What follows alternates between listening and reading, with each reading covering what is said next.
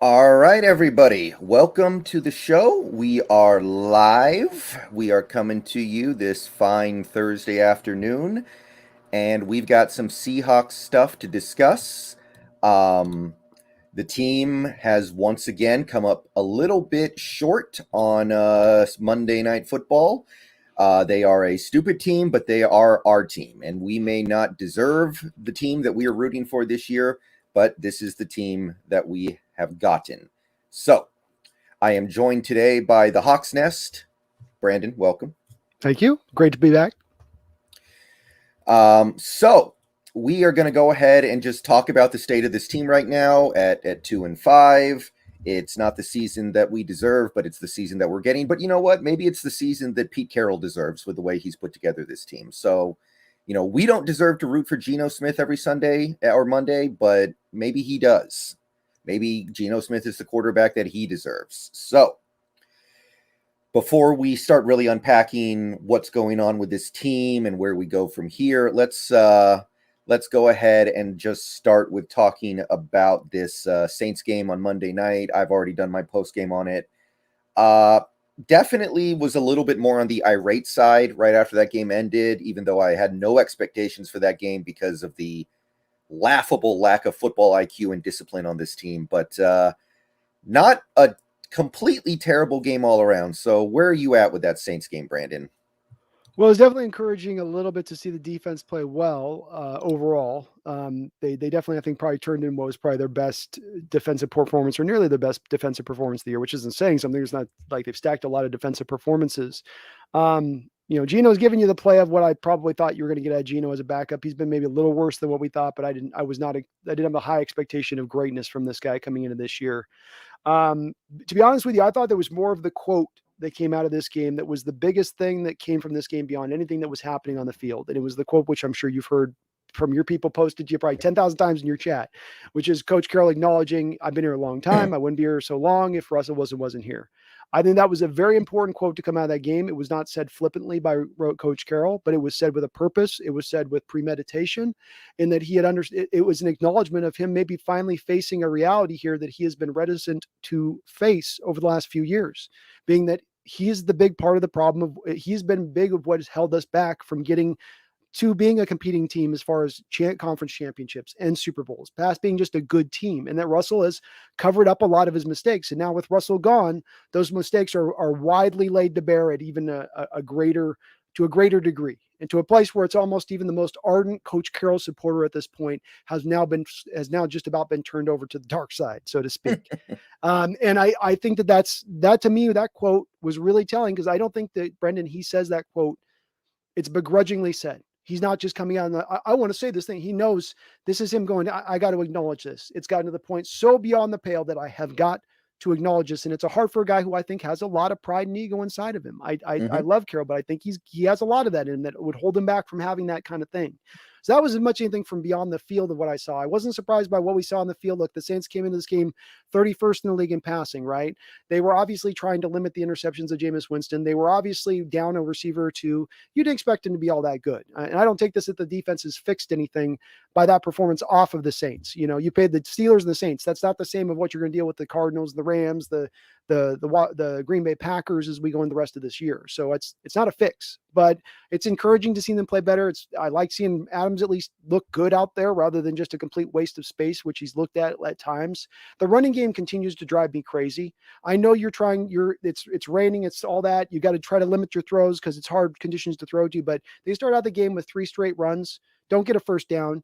Then they get later in the game and go, that worked good for us before. Let's do that again and do the very same thing later in the game with 3 straight runs to go to nowhere. Just no inventiveness. Your point about them being dumb, just dumb at times in their strategy and the way they go at it. Old in its thought process, archaic in its thinking. It's tiresome. Yeah, absolutely. And I definitely heard that quote from Carroll as well. I was actually streaming after that game, and I had a bunch of people come into my chat tell me, hey, did you hear Carroll said this?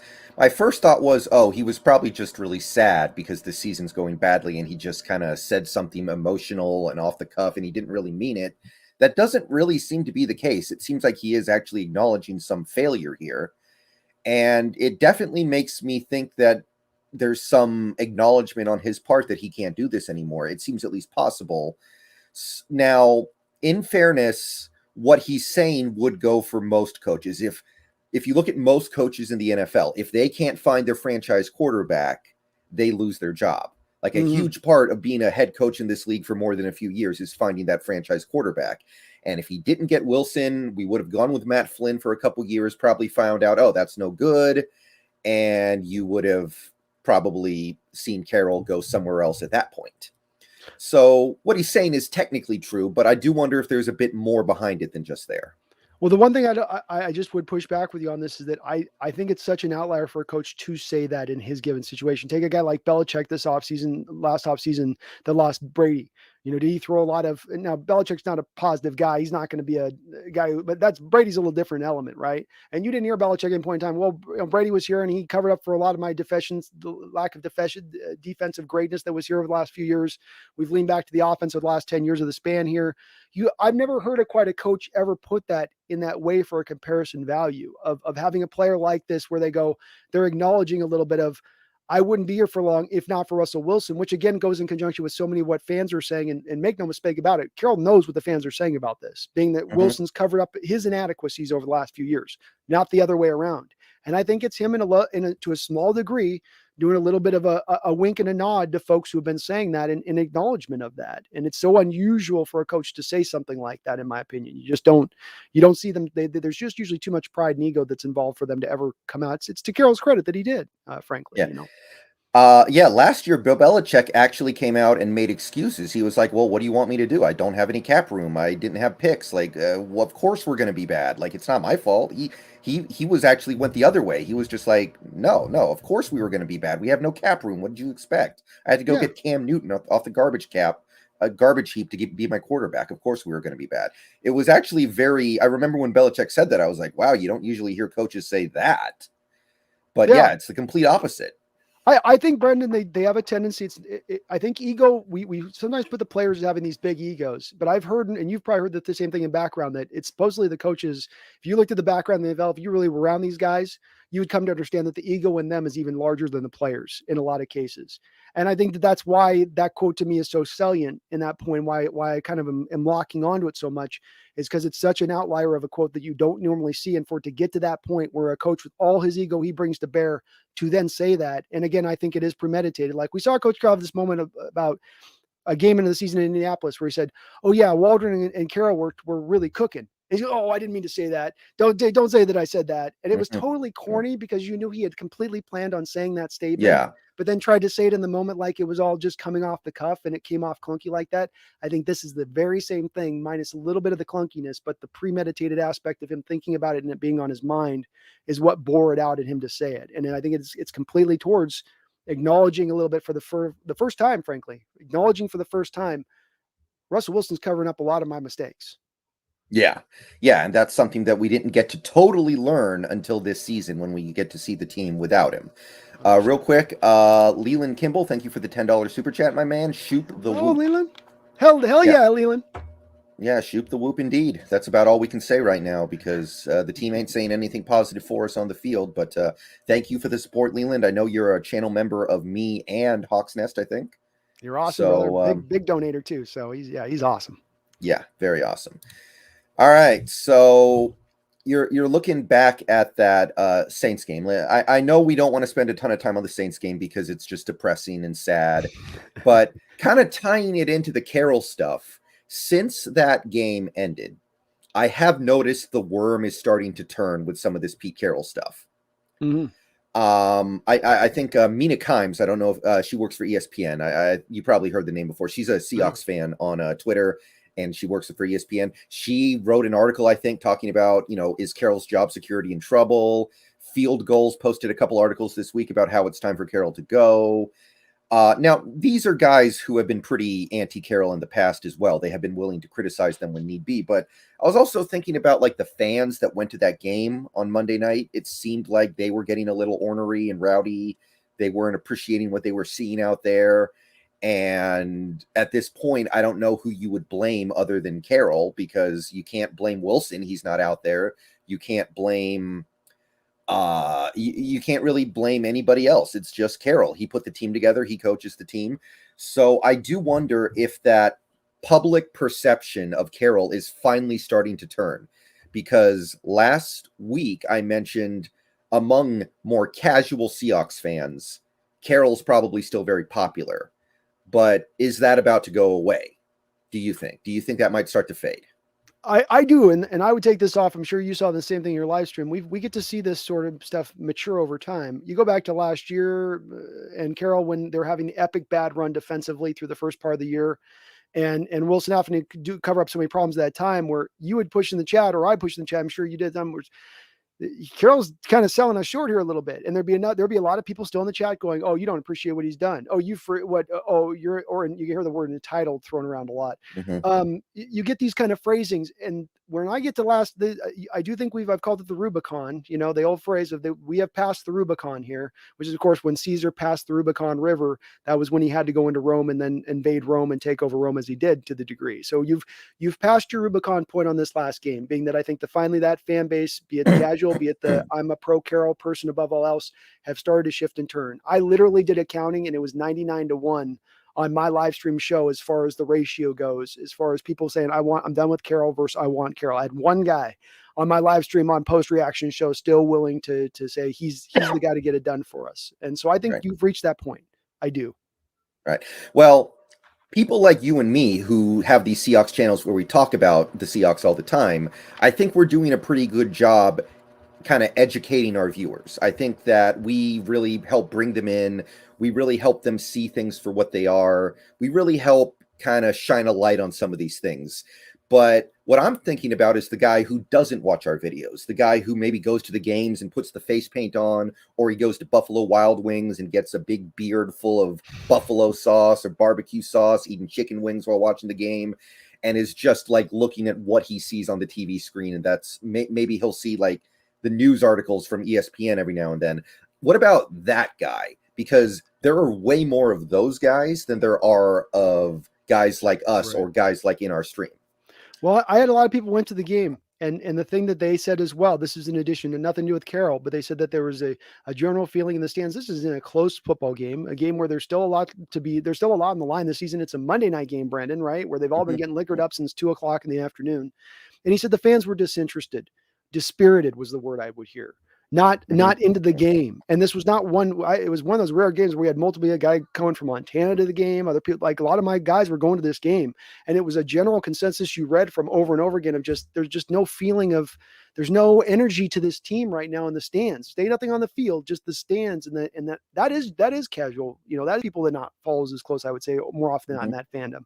And I think it's reaching to that stage of things. That's why I called a little bit of that Rubicon last week, is you have reached that stage where it's become undeniable at this point. Certainly Wilson being down, and that's been the big thing to this, is that finally Wilson's out of it. So even those people that they're most ardent could always kind of, if Wilson's here, you could still throw shade at him, even if it was Carroll's deficiencies. So even in a game like let's say the Vikings game, 4 straight possessions, you go out and score to start the game. Yet there were people coming at the end of that game still willing to put it on the offense rather than the defense in that game. Right. That's where I think you finally get to this point where now it becomes undeniable, because Wilson's not there, and they still do look that bad and out of sorts as a team, that without direction and guidance. Right. Okay, real quick here. Go Hawks 2022. Thank you for the $5 Canadian, which is like 37 cents American, probably. I don't know, but I appreciate the support anyway. I actually think they're pretty close to parity these days. But anyway, so Probably. Brandon, white, blue, or red pill. I think he means you, but no, he means you. He means you. Okay. It's, so he said that you did a video on the 3 possible ways of rebuilding the team, and that there was a red, white, blue pill towards it. And he was asking me to ask you about that. Okay. So, I'm a red pillar. Red pill is everything goes, blow it all up. White pill is keep Wilson, blow up the coaching staff and front office. Blue pill is just run it all back next year, like this year was just a bad dream. Dear and God. I also have the black pill, which is Wilson goes, but Carroll and his coaches stay. Oh, that'd be even worse. That'd be the worst. And then I had the clear pill, which is to hell with all this. I just want to make the playoffs this year.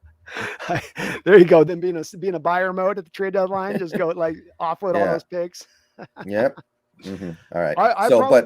I'm a red pillar, and I think red is the realistic way this goes, to be honest with you. I think that's the Yeah. most realistic way this plays out. I just stay in the white for hope as much as Yeah, anything else. I would love to be a white pillar, but it's going to be so hard, and we might talk about that a little later this stream.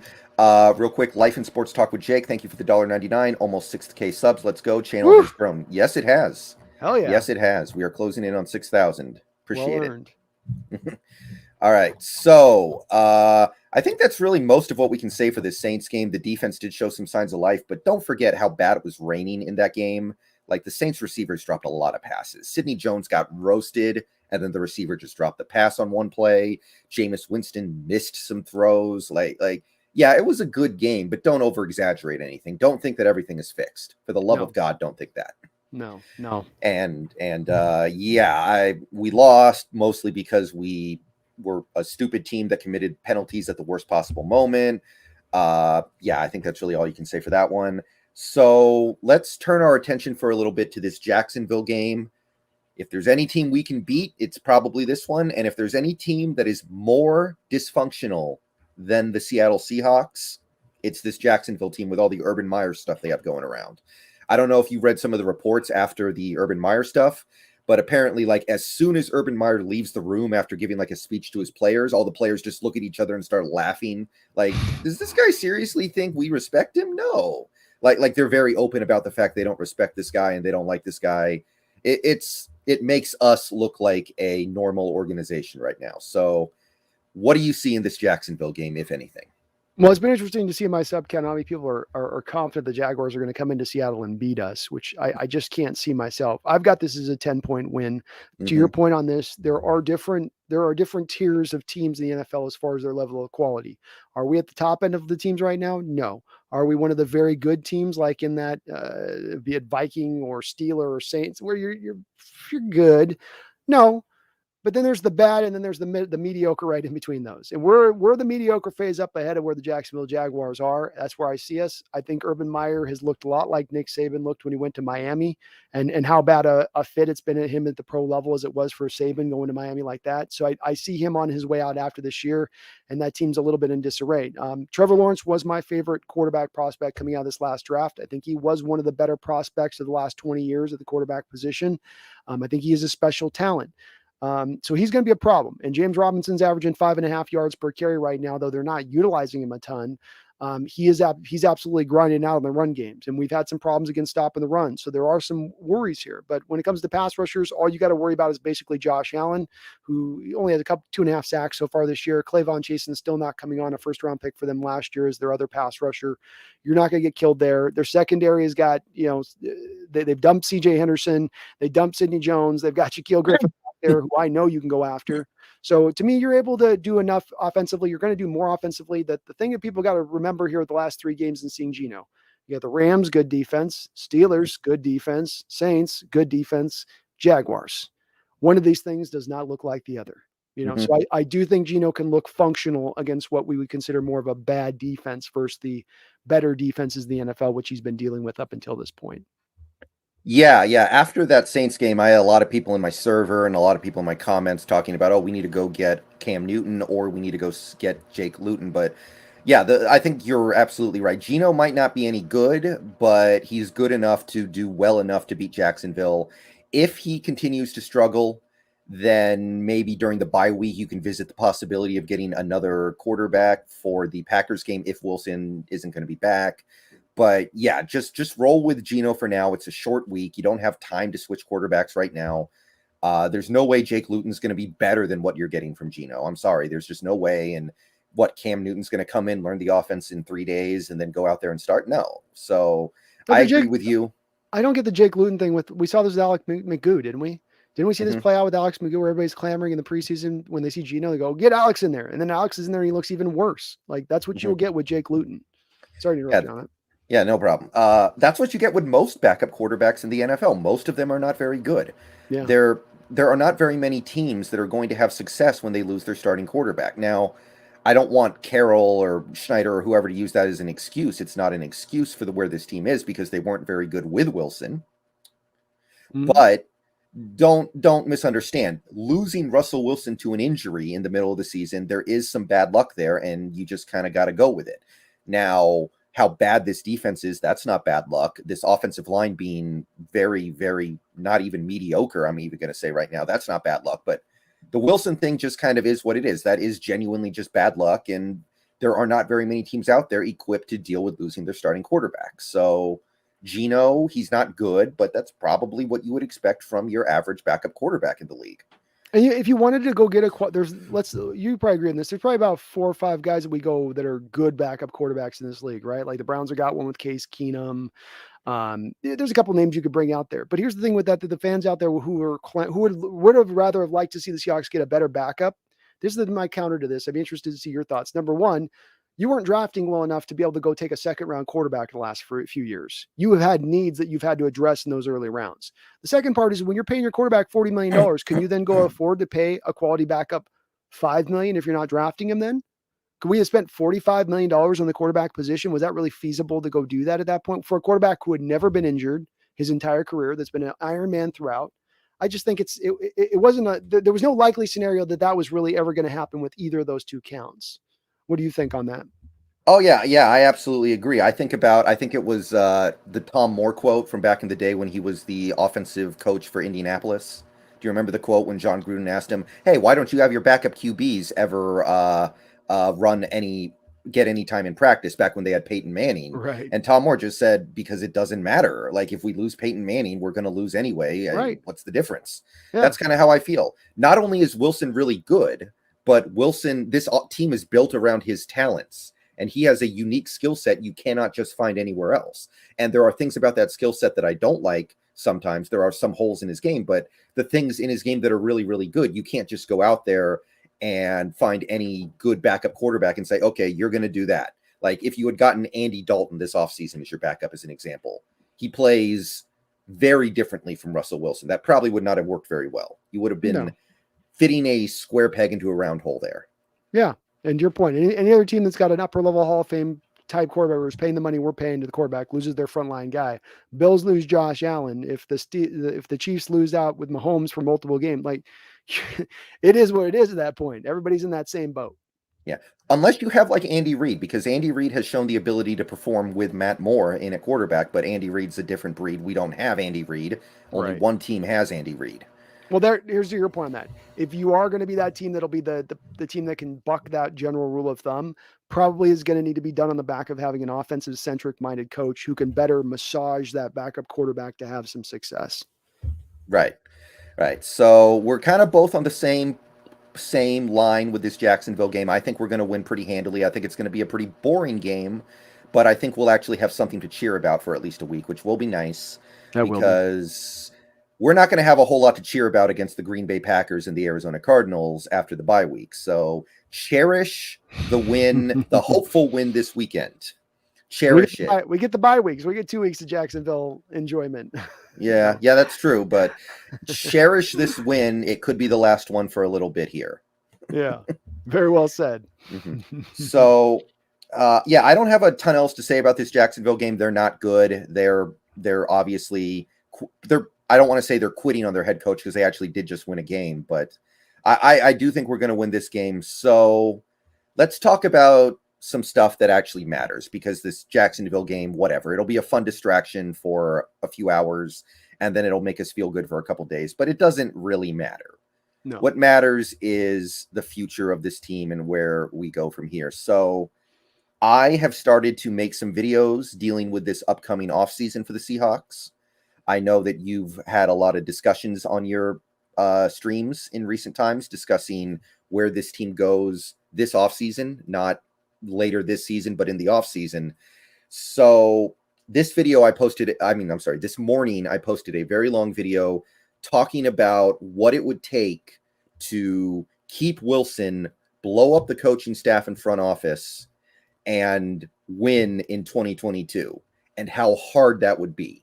How difficult, how many things you would have to get right in one off season in order to pull that off. Because basically I broke it down like this. You need to find a head coach who's comfortable working with Wilson, comfortable with most of this roster, and comfortable kind of subletting the defense out to a defensive coordinator in totality. Mhm. You need to find a defensive coordinator who likes most of the defensive pieces that are already in place, because there's not going to be time or money for him to swap everybody out. And then you need to rebuild the offensive line on the fly with probably 3 new pieces, because I think both tackles and center need to get a lot better next year. And then you need to figure out what pieces on the defensive line can be saved. You need to probably find another middle linebacker. You need to find another corner. You probably need to find a safety to replace Diggs. And on top of all that, you need to, before you even do any of that, you need to sell Wilson on it working, because Wilson might just cut everything off by going, no, get me out of here. I don't want this. I don't care who you fire anymore. It's too late. Get me out of here. Mhm. So let's talk about that scenario, which I called the white pill scenario. Okay. If that's the path you go, where you go, okay, Wilson, we're going to clean house and we're going to build around you. Give us a chance. If we go that way, what head coaches would you be looking at? Well, the guy that jumps out to the top of my brain has been there for a while, and it's obviously a cliche answer. So I'm sorry, it's not exactly imaginative on my part, and I apologize ahead of that time. But it's that I think it's such a good fit, and that's a Lincoln Riley type. I mean, this is the closest amalgamation you have to where Coach Carroll was at USC that exists on the college level. A coach that deserves to be in the NFL level, to be given that chance, who seems to be waiting on the exact right chance to go to their exact right team and fit. Well, what better right exact chance and right fit than to go to a team that already has a Hall of Fame quarterback in place? So he's the guy that above all jumps out to me. And I think my ideal scenario would you bring in him, and then you bring in a guy like Brian Flores to specifically just run the defense, where he comes in, you're the offensive guy, you're the head coach, you're the figurehead, you're still doing all the head coaching stuff, but we don't have you doing any of the defensive stuff. We get this as compartmentalized, essentially the opposite of what Coach Carroll's been, right? Where he's got his hands in everything. We have more of a coach that's very specialized into what you're having them do. Those would be my 2 scenarios. And I do agree with you that the likelihood is that this would take longer for you to get really rolling and hitting the ground running, being that you're not necessarily ready to compete in 2022, but probably 2023, even if you keep Carroll, even if it is in that white pill, or keep Wilson, sorry, not Carroll, but Wilson. The 2 things I think that could potentially change that are 2 items here. Number one, you bring in Flores, you're bringing in now this 3-4 attacking scheme that is the opposite of Carroll, where it's less reliant on you needing to have upper level talented players. And it's now more reliant on the coaches drawing the X's and O's to generate pressure, to generate chaos, to generate defensive productivity to a small degree. You still have to get the cover corners to make it work. You'd have to get the 2 Mike linebackers because it's a 3-4, all that, like you said, there's a lot you'd still have to do within that, but it's more of a scheme to self-generate production than this current scheme is. The other thing on that side by side in tandem would be if you really fully address the offensive line like you're talking about. What if you really went in this offensive line and you said, damn the torpedoes, we're going to make this a top 5 offensive line this season, whatever we got to do. And with the one thing you do have coming into this offseason, especially if you do move on from a guy like Bobby Wagner, is a significant amount of salary cap space. And so you could go do that, but it requires you to actually put the onus on that, which they've not done in recent off seasons. And I would wonder if you do, with a mix of young offensive linemen in the draft you get, let's say you make your second round pick an offensive right tackle, right? And then you go sign or trade for a left tackle, and then you go sign or trade for a center position, okay? And then you add that with your guard position.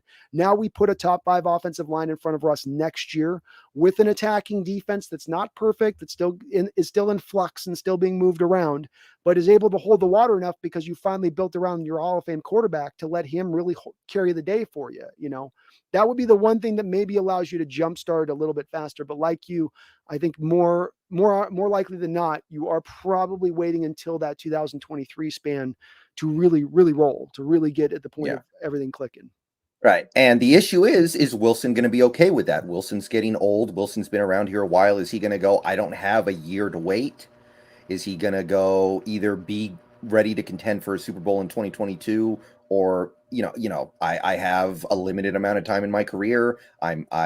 Would he then go, no, I don't want to be part of a 2-year plan. I want to be part of something that will be good now. That's what I'm wondering. Let's unpack that then, Brandon. Let's unpack this for a second. Let's talk about it tangibly. If he wants that, right? He wants to go a Tampa Bay route, right? Where he wants to go to a team that's all stacked up, that he just gets to go on there and hit the ground running and go. Does that team exist this offseason? Because that's got to be the key component of this question if you're thinking about it from Russell Wilson's standpoint. Okay, I don't want to wait 2 years. There has to be this team that's ready right now this year for me to go to have that immediate success, so my legacy is increased starting now this year. There's no more waiting game. And when I look at the teams that are available, I mean, and I'm interested in your thoughts on this. I look at the team available. It's teams like the Giants or like the Eagles or like maybe the Dolphins that actually look kind of far away. They look like they Yeah. themselves are a couple years out. You know, some people of the me are trying to say in my chat, Cleveland. Russell's not going to raise his legacy wanting to go to Cleveland. That doesn't make a start. Sierra wants to go to Cleveland. Do we think that they think she's going to let that happen? I don't. So that's where I come from. This is that I agree with you. He probably wants it faster, but the question I'd love to hear from your standpoint of, is that faster approach available? Who's that team out there? Well, the Giants did a lot of work this offseason getting weapons together for, well, now Daniel Jones, but it could be around Wilson because they gave all that money to Kenny Golladay. They drafted Kadarius Toney, who looks really good when he actually gets on the field. And that's a team. I don't believe in Saquon Barkley anymore, but if you want to include him in there, that's fine, I guess. The Giants might kind of work. They might be rebooting their whole team this offseason with a new head coach and a new GM. But if you just take a look at the talent they could put around Wilson, that's not that bad, I don't think. Kenny Golladay was a top-level receiver last year, and Tony's a great prospect. Other than that, maybe Brady retires and you just go to Tampa Bay. I mean, that would be like Tampa Bay, the retirement home for aging Hall of Fame quarterbacks. Maybe. I don't know if Brady's going to retire. It doesn't look very likely right now, but those would be the two teams that I would see as being a possibility. I have a hard time seeing. I don't think Tom's going anywhere from Tampa Bay. I think he's there as long as if he has the success he's having and playing, where it's like it can be hard to move him off unless he has some weird injury. But the Giants, I don't know if Russell looks at that roster and sees it in that same type of fashion, especially worse what he has in nose here. I mean, would you rather have Kenny Golladay and Kadarius Toney or DK Metcalf and Tyler Lockett? You know, I mean, and I think that if it's close, if the Giants roster is close to what our roster is, that's not enough for him to be propelled to believe that they're going to compete next year, which look, you're going to go into a team. The Giants are what? They have 1 win this year so far or 2 wins. And you're looking at them as a team that's the team I'm going to leave my initial team for to go win it. And while New York is a bigger market, there's no doubt about that. They're sitting at the bottom of that division in what is potentially the worst division in football right now. You know, I think it's hard if I'm Russell Wilson and I'm looking at it and I'm trying to make an intelligent choice to look at them and say, past it being New York, if I remove the New York part of it and I just concentrate on the Giants part of it, hard to look at that and go, that roster's way better built than the Seahawks or even marginally better built. It's at the really bottom line. It's an equivalent roster maybe but their offensive line isn't any better than ours. It's been one of the problems that's gotten Daniel Jones beat up. Yeah. Okay, let me throw this one out there then, and somebody in chat said this as well, but it's a pretty obvious one. Denver. They got Cortland Sutton, they got Jerry Jeudy, Noah Fant. They've got some talent on that defense with Justin Simmons. There's some stuff there. That's not terrible. He would at least consider it. It's possible, but does he want to go play in the same division that has Justin Herbert and Patrick Mahomes? Say nothing of if Derek Carr still is remaining with Oakland and he's having his best year of his career right now. I mean, that's a little bit of a part. At least I can understand with the Giants. You go, well, I'm in a piss poor division and there's a good chance I turn. But with the AFC West, you can make an argument. There's third strongest division in the NFL, and they're with a bullet. They're going up. Mahomes ain't going anywhere. Justin Herbert ain't going anywhere. I don't know if that would try. You're right in the stance of that's a better team and a more talented team for them to go do. Say nothing if they have a pretty good offensive line too. It's not a bad offensive line. It's all right. They've got some good running backs there. I love that kid, Javonte Williams, that they drafted at US. He's the closest to Marshawn Lynch, I think, since Marshawn Lynch has come out. So there's some things I do like. That's a possibility as a team he would look at. And we know Aaron Rodgers is going to be circling that team too this offseason. So I think that's a possibility. That is a possibility. The one thing I would say that though, in reference to that though, Brendan, is that would require the Broncos to move on from Fangio. Because we know right now Russell does not want to go to a defensive-minded, defensive-centric team first and foremost, which the Broncos are right now. They're going to limit what their quarterback does. Yeah, I wouldn't be surprised if Fangio has moved on from regardless. He's clearly somebody who's meant to be a defensive coordinator, 100%. like a Jim Johnson back in the day for Philadelphia. Yeah. Okay, real quick here. Leland Kimball, thank you for the $5 super chat. Eric Bienemy. We've talked about him a little bit. It wouldn't be a bad idea, but I'm not convinced on him. And the thing with Bienemy is that he is a very hot prospect. A lot of teams are going to go after him this offseason, and some teams are going to be able to offer him carte blanche with the roster. Mm-hmm. They're going to be able to say, do whatever you want to do. You can suck for 2 years. It's fine. take your time, build it up. We, in this scenario, would not be able to do that. We would be able to say, okay, you can change a few things, but you got to take Wilson, got to take Metcalf, got to take Lockett, got to take the guards that we have in place, and you've got to let control of the defense go to whatever defensive coordinator we end up getting. That's kind of a laundry list. It's kind of like a movie studio making a movie, and then they hire a director to make that movie, and they go, okay, buddy, you can make your movie, but here's a list of things we need you to do in that movie because we're trying to set up sequels, versus the studio that'll just hire the director and say, hey, go do whatever you want. It's your vision. Right. So Eric Bieniemy might not choose us over that. Let me piggyback on your comparison to the movie industry. Yeah, you got Steven Spielberg makes these movies and they're awesome and they're great. And then you got his DP, Roland Emmerich, and Roland Emmerich, he'll give you a movie like Speed, or he'll give you an Independence Day type movie, right? But it's a different movie of what you get from a Steven Spielberg type film when he's in his prime.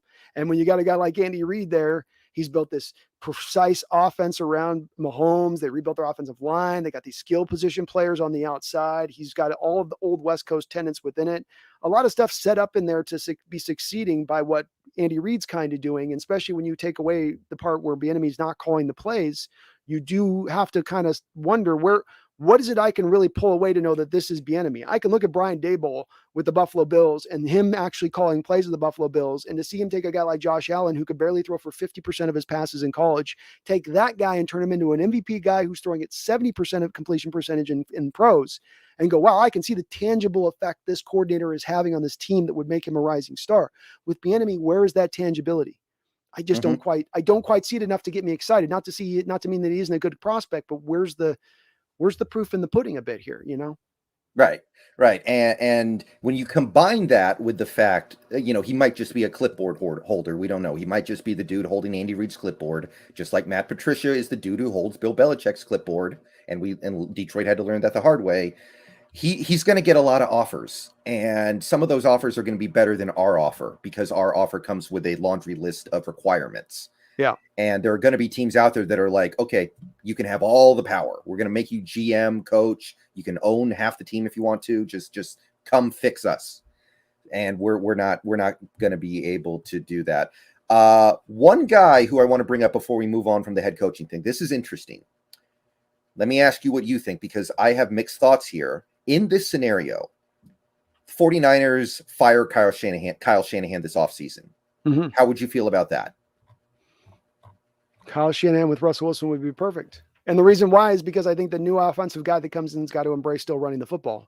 And Kyle's going to do that. And but it does fit to Russell wanting an offensive minded coach, and a guy who's going to get the most out of his career. I would believe that. So I would be,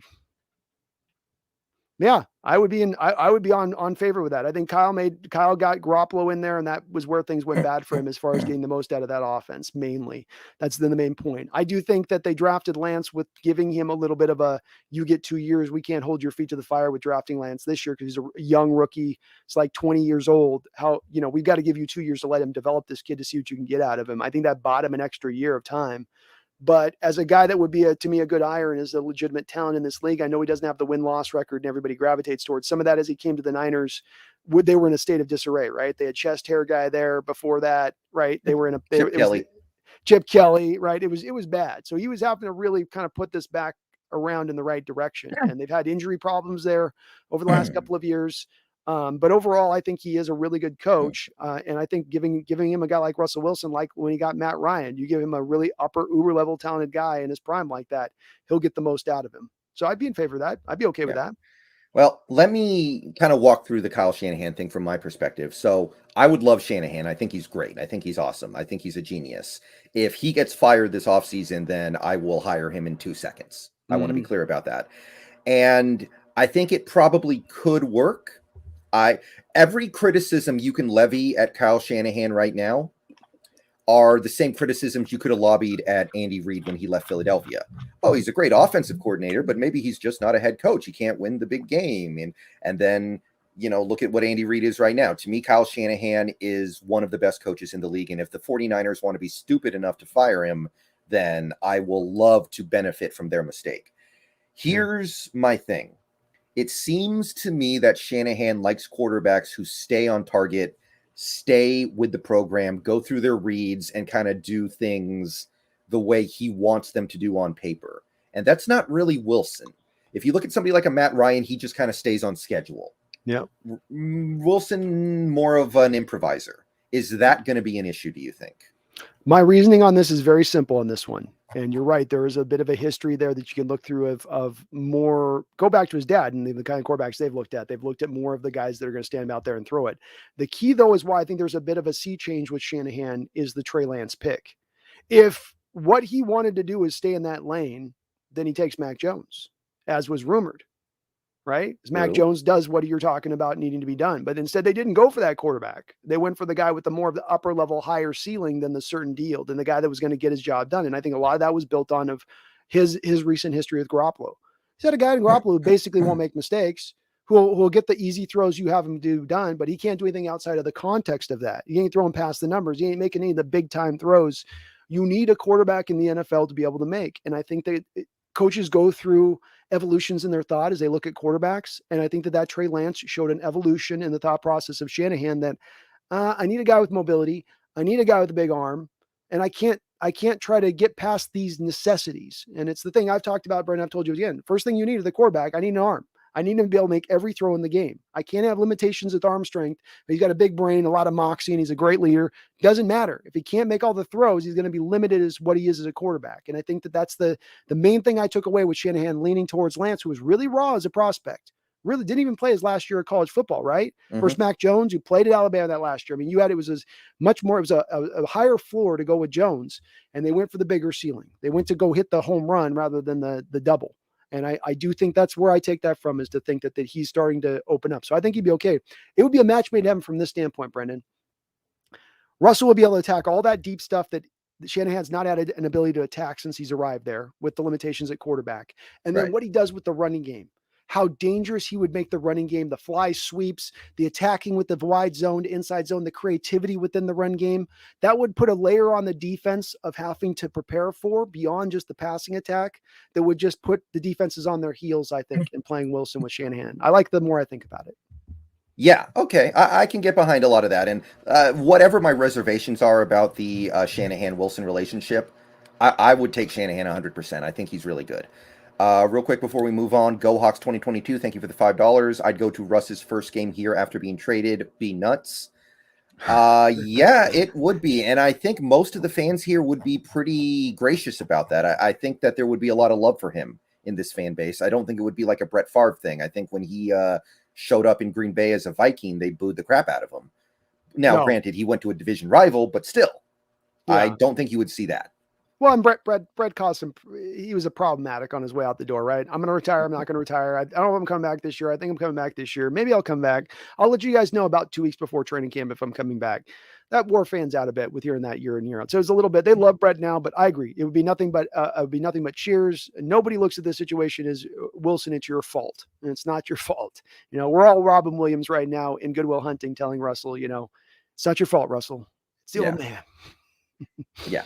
Okay, so the offensive line, because I think that's, in terms of team building, that's the hardest part. Because even if you assemble a good offensive line, they're going to need time together, because a big part of the offensive line is learning how to play with your teammates. It's not just you individually winning your battle against the defensive linemen. It's about you communicating. It's about you understanding where you need to be. It's about you understanding that, hey, that guy's the guy at that guy, so I got to get this guy. Or we're going this way and this guy's going to be here, so I'm going to be there.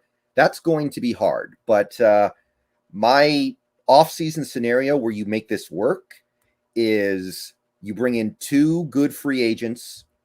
Teron Armstead is a free agent this offseason. He's very good. He's like 31, so he's not young, but he's not old. And we see offensive linemen play into their late 30s. So I'm not worried about that. No. According to Spotrac, probably going to command about $100 million contract. So you're going to have to really eat mac and cheese for a few months in order to afford that. But you can do it. You can do it. Don't tell me you can't do it. Teams do it all the time. Don't tell me it's impossible. You could flip, Brendan, would you do this? Did you flip Bobby's contract for it? Instantly. Instantly. Yeah. That's the choice, right? That's basically what you're flipping the money on. I go with that too. Yeah. And the other guy I like is the center from LA, actually, Austin Corbett. He's going to be a free agent this offseason. He's going to be due a pretty decent contract. Spotrac likes him. Spotrac thinks that he's going to get like 4 years, 32 million. So you're going to spend a little bit of money there, but he's good. He's been good for the last several years. There are other guys that I like too at the center position. I don't need an amazing center. I don't even need a great center. I just need a capable center, somebody better than Kyle Fuller, who just made Joey Hunt look like freaking All pro Robbie Tobeck. I'm not even going to. I won't go that far, but it was bad. That's a good comparison. Actually, they're about the same size, to Joey and Robbie. They're Yeah. probably within about 10 pounds of each other. But yeah, we need to talk about center after that game, because Kyle Fuller could play really well the rest of the season. I still might not want him around because that game was that bad. Bro, it's one thing to get dominated by a one tech. It's one thing for Joey Hunt to get bent over backwards by DJ Jones and Fletcher Cox. It's quite another to have your center have his ass handed to him by a middle linebacker all game long. That's what we saw.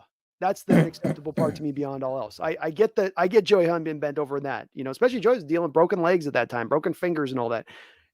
Fuller's healthy as far as I understand it. You got middle linebackers is out physicaling you at the point of attack. Mm-hmm. Get out of here. No excuses.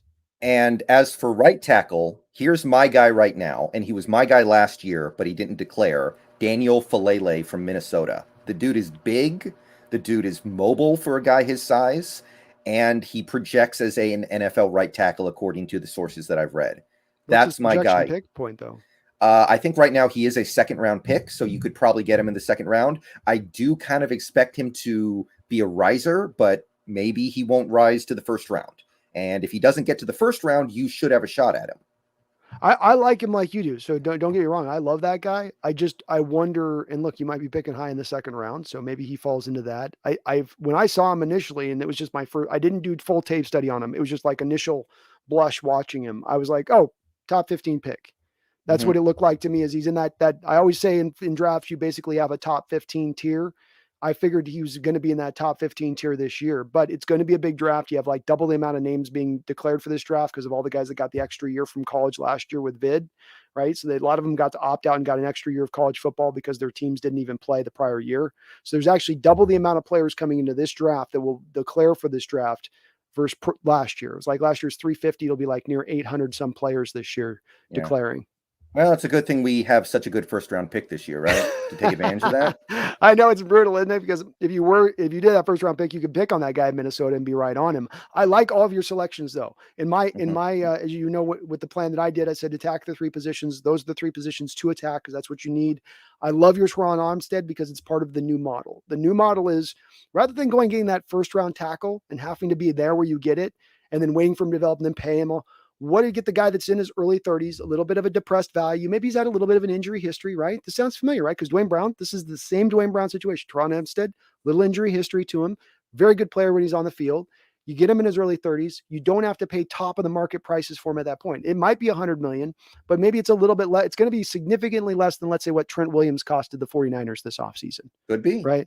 It'll be significantly less. So I would love doing all those moves. I'm on point with Corbett. I'm good with that as well. I would love to see them address in that standpoint. I think the thing they've got to do above all else, Brendan, is they've got to look at that offensive line and say, we're making this the priority if we're keeping Russ.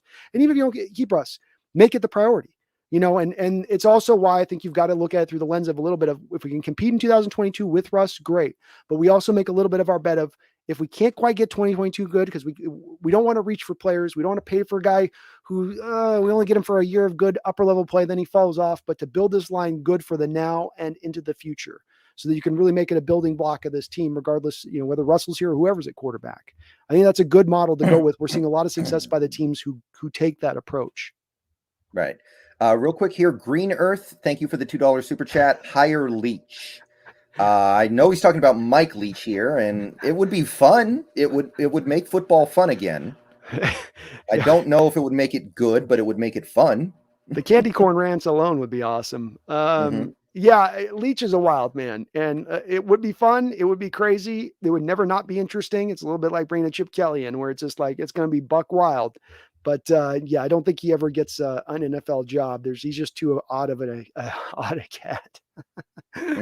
Yeah, but I appreciate the creativity. We need creativity right We now. do. Let's think outside the box here, right? If we can get outside the box and think of a name we're not thinking, let's consider all names and all options. Why not? You haven't been here in 10 years. You might as well consider everybody. Consider everybody and turn it over. hmm Yeah, and Mike Leach, 600 passing yards a game, but you still lose. So we'd be setting records. We'd be We we'd be would at doing least something nobody ever did. it would be exciting. We've watched a lot of bad football that's not been fun to watch in recent years with this team. That would stop. Whether you win or lose, every game you'd be like, well, that was a roller coaster ride, Okay, so the defense, you like Brian Flores. I like Brian Flores. To me, that's the number one candidate as a defensive coordinator because it's pretty obvious he's going to get fired, right? Like they're 1-6. They lost to the Jaguars of all teams. This was the year they were supposed to actually be something because they spent all that money in free agency. What was it? 2 years ago, they brought in like guys like who was that? Byron Jones from Dallas. So he's probably going to get canned, but he knows a lot of stuff about defense in the NFL. And you praised him. I praised him a little bit on my channel as well. How many of these defensive pieces could you keep with him? Because from where I'm sitting, Carlos Dunlap would have to go. Because the reason why Carlos Dunlap left Cincinnati was because they were switching to a 3-4 and he didn't fit in well with that. Mm-hmm. So do you think that Dunlap would be a casualty of that hire? Because that's how I'm leaning right now. Well, I sort of land on the stance of Dunlap at this point in his level of play, where he pretty much doesn't have a sack through 6 games. I'm moving on from him kind of regardless at this point. I'm at that stance of I don't think he's already old enough player. I don't see why you would hold him onto the roster. He's not giving you the performance of level play what he gave you last year, and it's really not even close to what it was last year. Yeah. The issue is you only save 900,000 if you cut him. There's a dead cap hit of 5.6, I think, and the cap hit for keeping him is 6.5. So you're not really doing yourself that big a favor, but maybe that's just what you have to do. Well, I think sometimes you take it on the chin. And that's a part of what you got to do in this first off season, I think, to a degree, and why you can't think as aggressively to the 2022 realm of things, because that will get you into trouble. Many rosters in the NFL that go bad, they go bad because of impatience. They go bad because you reach for something of need rather than waiting for the right moment to grab the right guy. And you'll have a lot of salary cap space this offseason. You'll have some picks, but I think that's where you've got to grab the right players. Teron Armstead is the right kind of player. Austin Corbett's the right kind of player. And when you look at Dunlap and you go, well, we'll only save this. Is he the right kind of player? No, then move on. Get the right kind of player in first and foremost, even if it's the cost of this offseason. Because as you look into 2023, Brendan, let's say nothing where we stand right now for this offseason with the money we have to spend. We're sitting on the 8th most amount of cap space for 2023 with Russell Wilson's money on the books. With it on the books right now. So you even into 2023 will have a significant portion of money to go out there and then spend if you couldn't find the guy in 2022. And the guys that we could keep, Trey Brown can do man corner stuff. He did a lot of that at Oklahoma. He obviously, I think he would still fit here with you. You look at the corner situation in Miami; those were a little bit of under 6 foot corners. He would fit okay with that. You would be able to obviously Jamal Adams would be the best fit on the whole team defensively wise going into Flores' scheme. That'd be a match made in heaven. You've got Jordan Brooks would be able to slide into one of the Mike linebacker roles. Of course, the middle of the 3-4 has 2 Mikes, 2 middle linebackers. So Jordan Brooks would be one of them. I mean, theoretically, you could even re-sign Bobby to his lower end deal if you want to come back on and save some money on him and put him at the other middle linebacker if you wanted to. I do think Darrell Taylor could do one of the outside stand-up outside linebacker roles. He did some of that at Tennessee. He could do a little bit of it here. There's a bit of a mix in Tennessee where he's down lineman. Some of it was standing up. Including doing the Sam linebacker stuff where we've seen him standing up like that role where you're standing up like an outside 3-4 linebacker. So he would be a fit as well. You'd have to go get another couple of man cover corners though. That would be probably what would really be based on it. Though they do a lot of zone stuff with Miami. They do zone off. Yeah, they're a hybrid. Game. Yeah, they're a hybrid. They do a lot. You could do a little bit of that stuff mixed in, but everybody else is going to probably move on. You're going to probably need to go find a free safety. At this point, we can't count on Marquise Blair. Yeah, I was looking at it last night, and I would like to draft a rookie in the mid to late rounds and have them play the other inside linebacker spot. Because if there's a position where you see players have success in their rookie year, it's at linebacker. It seems like every year there's a rookie linebacker taking the league by storm. Yeah. And I feel like you could probably take advantage of that and go a little cheap there. I scouted a couple guys just a little bit, guys who are going to go in those middle rounds. and I threw some names out there, but I'm not really married to anybody right now. But I would totally be comfortable. My question is, can Alton Robinson play outside linebacker in the 3-4? I don't know. I think he can do the rushing. Can he do the other stuff he needs to do? Maybe that's something we're going to have Probably to find not. out. Yeah. Probably not, because we watch them dropping in coverage right now. They're horrible in coverage. They're going to be doing more of that as an outside 3-4 linebacker. Yeah. So if he's already bad about it now, it's going to be even more of a Right. on display. So that's probably somebody you might trade to a 4-3 team. So the other thing I'm looking at is this defensive line, because I think Poona Ford would be a pretty good nose tackle in a 3-4 based off what we've seen. I think that would work. I think Kerry Hyder could be an end in a 3-4, but I'm not sure. But that sounds believable to me because he's been a credible big end for us. He's I built think, like it. yeah. I think Monet could do it. Maybe play end or tackle. He would be fine, but Monet's just kind of a jag anyway at this point, so it's not that big of a deal. But you've still got a lot of holes you got to fill in on that defensive line, because a lot of the current defensive linemen are not going to fit in. I don't think, even if Rasheem Green was good, which he's not, I don't think he could be a good he's done. end line player in a 3-4. Like I said, I think Dunlap's gone. Collier's obviously gone, although ironically he might be a much better fit for a 3-4 than a 4-3. Yeah, that's true. So I don't know. And then like Al Woods, he's playing really well, but he's old. So either way, whatever, like let Flores decide that. But you do have to do a few more things on that line, I think. But you're not going to be able to make it a priority because you've already spent a lot of money and a lot of resources on other things, because we've decided that we're going to spend all of our resources on this offensive line because we have to. Yeah. But it's doable, I think. I think it's doable to build around what you have. My last question about the defense would be concerning DJ Reed, because he's playing really well lately. He is. Ever since he moved to the other side of the defense, he's been playing really well. Could you keep him in a Brian Flores defense? Because he's not going to be that expensive, but he is tiny, and so is Trey Brown. At a certain point, you're going to be like, okay, how are we going to stop DeAndre Hopkins? Yeah, I would be, because he's coming up for a contract and you actually have to spend money. And I don't know. I mean, look, if Shaquille Griffin goes out and gets $14.5 million, does DJ Reed go out getting 8 or 9? I mean, he ain't worth that to me. But is there a team out there that's willing to offer that for a cap going up to $208.8 million per year next year? I think they'll be probably on the back of him playing better back at his natural position. Teams will look at the tape and go, well, they started out the year sliding this one place where he wasn't as good as he was the previous year, or as good as he was as the year went on this year. They put him back his natural place where he looks like an upper level corner in this league at that stance. We'll throw him $8 or $9 million. I think there's that team. I don't want to spend that money on him, because I think the money's going to need to be spent elsewhere, i.e. getting the right players, especially in that front seven, to fit right.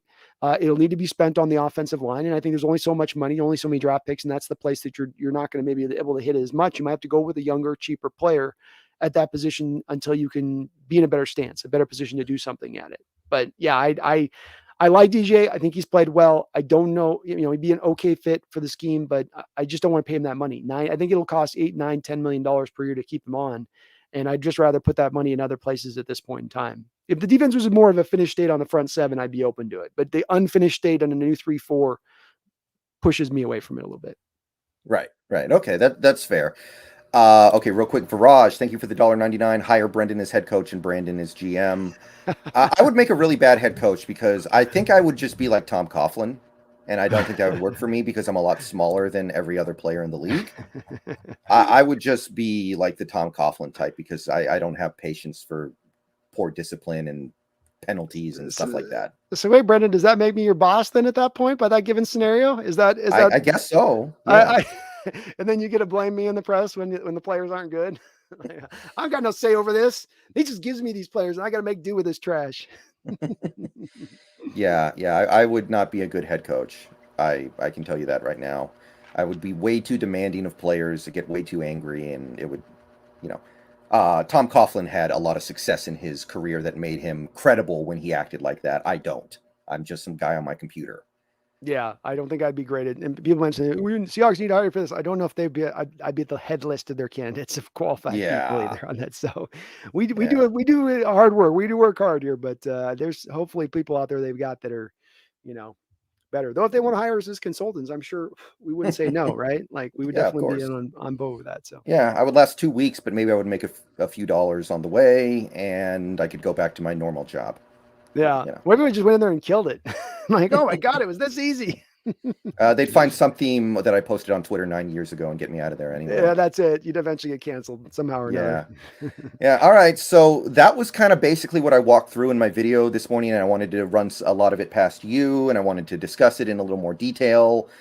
Basically, it's possible to build around Wilson at this point, but it's so hard. And the most realistic way you do it, honestly, is if you get Wilson to buy in on waiting for 2023 to be the year and tell him, okay, and regardless of whether or not the team wins or loses, my question is Wilson going to be okay getting the crap kicked out of him for another year? Because the offensive line is going to be rebuilt.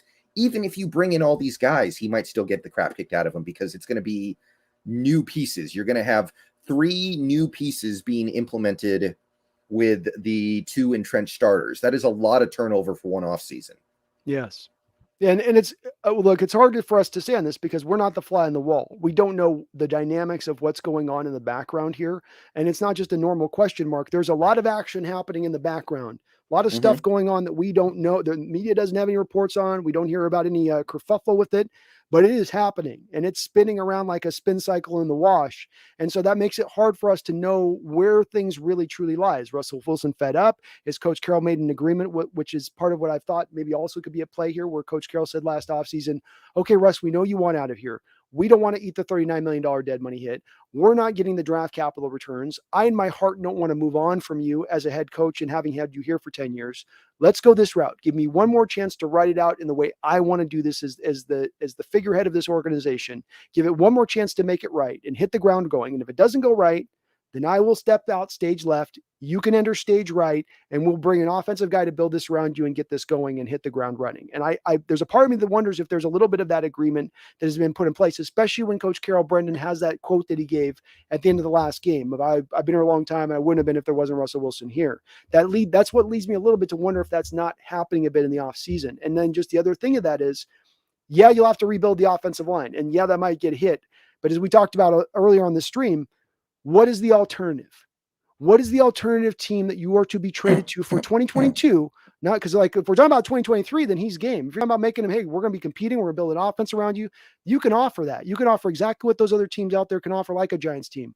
But what's the team out there that's offering 4/5 of an offensive line that's completed in front of you with playmakers, with a good tight end? There's not a lot of those type of teams that are in that play that can also increase your legacy and star, which is also a big part of what he wants if he is to move on to another team.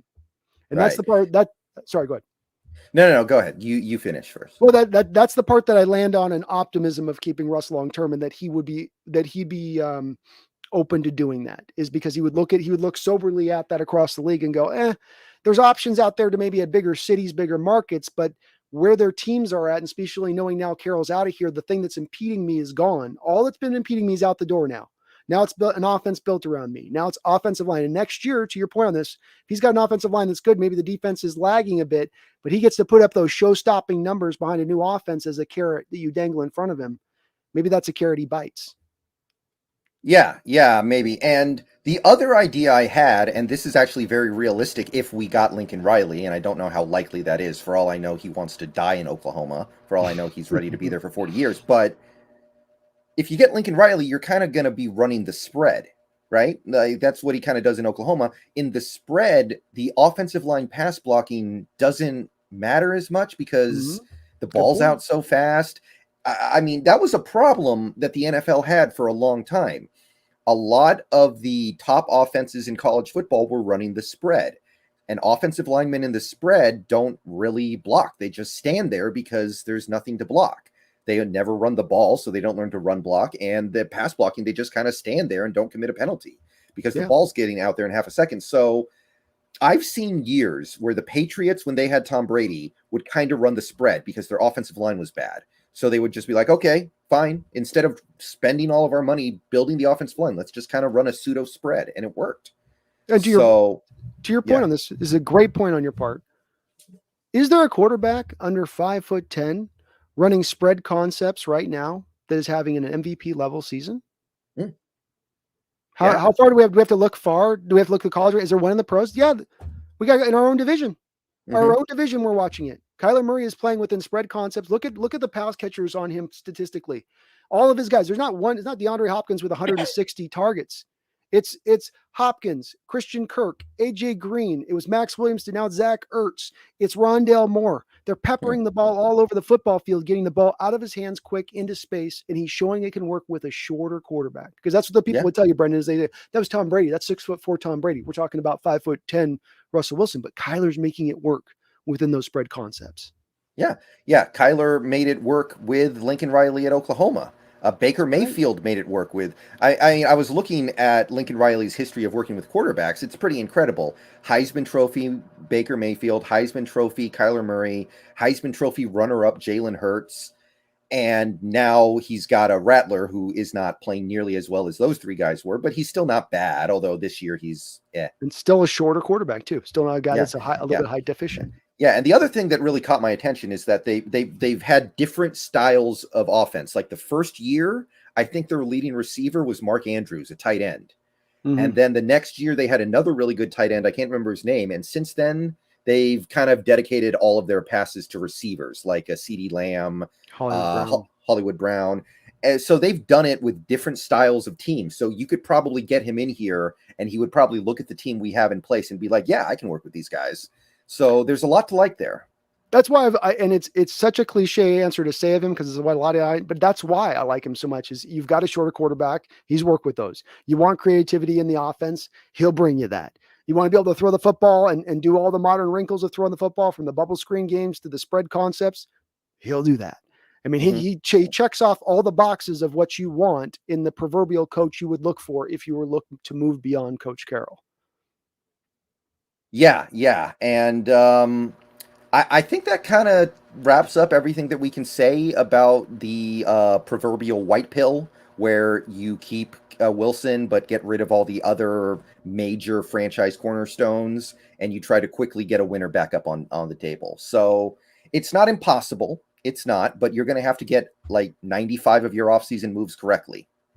It's very true. There's no doubt about it that there's a lot of moves you have to make. It's easily a dozen plus moves that would all need to basically be 11 to 12 in how you hit on those moves to get yourself to contender status by 2022. Right, right. And I see a lot of people afraid to make those moves. I had some people take the blue pill, which is just run it all back in 2022. And it seems to me that there's a lot of fear about what can go wrong. But, I would just wonder, like, what are you protecting? We weren't good with Wilson. We were 2-2, headed to 2-3. And by the way, one of those wins was kind of crap because the 49ers don't have a quarterback and they don't have a kicker. They beat themselves. We didn't really beat them. So I don't understand what people are protecting sometimes. They always bring up the bad examples, right? Like I've had people in my comments say, well, if we lose Wilson, look at how long some teams have been looking for their franchise QB. Look at how long it took the Browns. Look at how long it took the Broncos after Elway and then after Manning. Like they bring up all these bad examples. I think about the good examples. Look at the Green Bay Packers. They move on from Favre and they get Aaron Rodgers. What if they had decided to let Brett Favre play until he was 50 because they're like, well, we might not be able to find anybody better. Yeah. We're never going to find another guy who can win 3 league MVPs. Oh, look at this. We've got another. I'm sure you're arriving at the same stance of getting annoyed more and more and sort of just shaking my head at the folks that are doing the be careful what you wish for, which is what you're referencing. Be careful what you wish for. Let's say about Carroll Lee's, be careful what you wish for. You'll be back to 90s football. Huh? Why is it a guarantee that Mike Holmgren was here basically just before Coach Carroll? You won 4 division titles, got you a Super Bowl that you should have won one. What is this thought for this theory of we were the dark ages of football before Carroll and Wilson arrived is such a small-minded thinking approach to this organization and a small-minded thinking approach to the history of this organization. When you think about as well, Brandon, this is also interesting because I think that this is a bigger part of a larger problem at play as it concerns this team. What is the issue with us on the field right now? We don't go for it. We're not aggressive. We will, if we get up on you by 14 points, like we did with Indianapolis in the first game, we're going to take our foot off the gas. If we get up on San Francisco, we're like we did earlier in this year, we're going to take our foot off the gas. We're going to always try to limit the problems on offense. Don't give up problem. Just limit the big play. Just don't give up turnovers. We're just going to run the ball and sometimes we'll even punt whole possessions. We'll punt whole possessions 3 and out just to make sure we don't make a mistake. And my point on this, Brendan, you end up playing not to lose. So do you want to run your organization playing not to lose? Do you want to run your organization to avoid the pitfalls? Because what ends up happening when you do that is you actually end up in the goddamn pitfall. That's what happens. You end up having what you're trying to avoid is what you end up running into because you're so scared. You never make your best decisions in life operating out of fear, ever, ever, ever. It makes you go to the reptilian side of your brain. It puts you very small in your thinking. And that's where I would offer those people are at, is they're offering not within the full hemisphere of their brain, but they're operating in that small fear state, which is only going to keep you in there the longer you stay. Right. And, like you said, the example I'm using specifically pertains to Carroll, because I still see the comments, and I'm sure you do too, of people like, we're having one bad half of a season and you want to blow everything up. Are you crazy? But I challenge people to look at it this way. The Carroll Seahawks have a clear division between eras, right? Before 2017, after 2017, because the offseason before 2018, you got rid of Sherman, you got rid of Cam, you basically got rid of Earl. He played 3 more games and then he got the heck out of here. You got rid of Michael Bennett, you got rid of Cliff Averill, and not just players. And there were other players too, like little guys like Paul Richardson, but you got rid of Cable, you got rid of Bevel, you got rid of Chris Richard, probably more coaches that I can't even remember. So this is the second era of Pete. We are now 4 years in.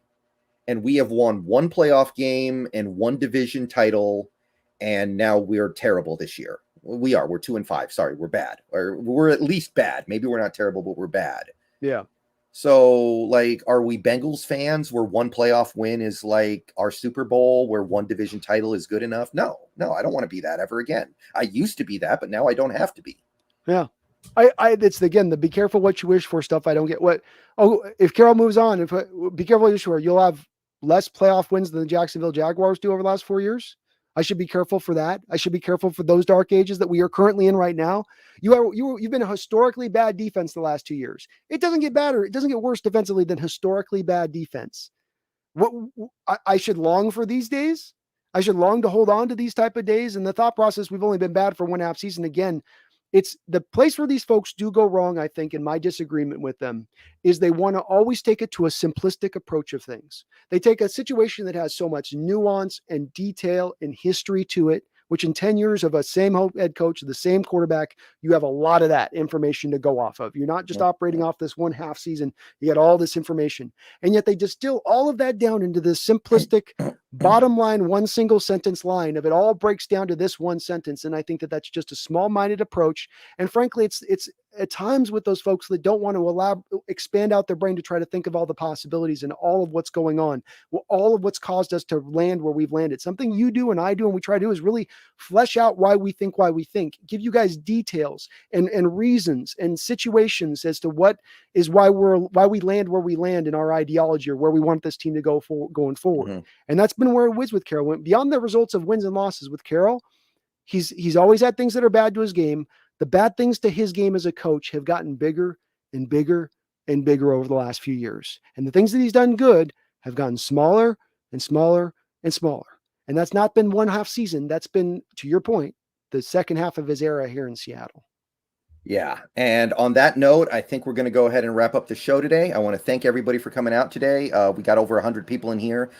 We had over 100 people in here for most of the stream. So I want to say thank you. Thank you to Brandon from the Hawks Nest for coming out today. My pleasure. We always appreciate to talk Seahawks stuff. We're going to talk a lot more Seahawks stuff as this season goes on because they unfortunately give us these things to talk about and not things like, hey, do you think we can get the number 1 seed? But they give us things to talk about. They always keep it interesting, that's for sure. Yeah, good game tonight, by the way. Everybody tune in, give it a chance. Arizona, Green Bay, going to be fun. Hey, how about, and just to provide some hope from these fans, what about J.J. Watt going down? Top heavy teams in the Rams and the Cardinals, you start suffering. I mentioned you got the Rams, you take Whitworth and Cooper Kupp off the Rams. Where are they at? You take Aaron Donald and and Cooper Kupp off the Rams with it. Or you take the Cardinals, you take J.J. Watt, A.J. Green, and DeAndre Hopkins off the Cardinals. Where are they at? Mhm. And they've got some older players they were relying on this year. So, just to provide a little smidgen of hope here, Brendan, just a smidge. Yeah, we're all about peddling the false hope around here, man. Of course, every video is about how Carroll's the greatest coach of all time. That's all right. we do here. All right. See you guys later on. Go Hawks. Have a good one. Go Hawks.